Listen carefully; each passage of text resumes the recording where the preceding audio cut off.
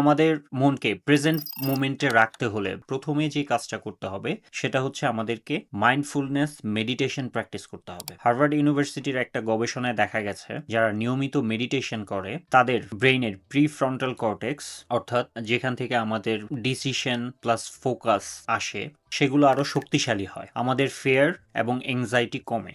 এবার চলেন এই মেডিটেশনটা আপনি কিভাবে করবেন সেই ব্যাপারটা শিখিয়ে দিই, বা আমি যেভাবে মেডিটেশনটা করি সেই ব্যাপারটা এক্স্যাক্টলি সেভাবেই আপনার সাথে শেয়ার করছি। মেডিটেশন করার সবচেয়ে ভালো সময় হচ্ছে সকালে ঘুম থেকে ওঠার সাথে সাথে, কারণ ওই সময়টাতে আমাদের ব্রেইন আলফা স্টেটে থাকে, অর্থাৎ সাজেস্টিভ মুডে থাকে। ওই সময়টাতে আপনি আপনার ব্রেইনকে যা কমান্ড দিবেন আপনার ব্রেইন সহজেই সেটা রিসিভ করবে। এক কথায় বললে ব্রেইন পুরো এডিটিং মুডে থাকে, তখন আপনি যা ইচ্ছা তাই এডিট করতে পারবেন আপনার ব্রেইনকে। মেডিটেশনের শুরুতেই আপনি প্রথমে ব্রেথ নিবেন 3 থেকে 5 সেকেন্ডের মতো, হোল্ড করবেন, তারপর আস্তে আস্তে আস্তে আস্তে নিঃশ্বাসটা ছাড়বেন। এটার মাধ্যমে আপনি আপনার নিঃশ্বাসের ফোকাসের মাধ্যমে আপনি আপনার মনটাকে প্রথমে স্থির করবেন, ফোকাসড করবেন।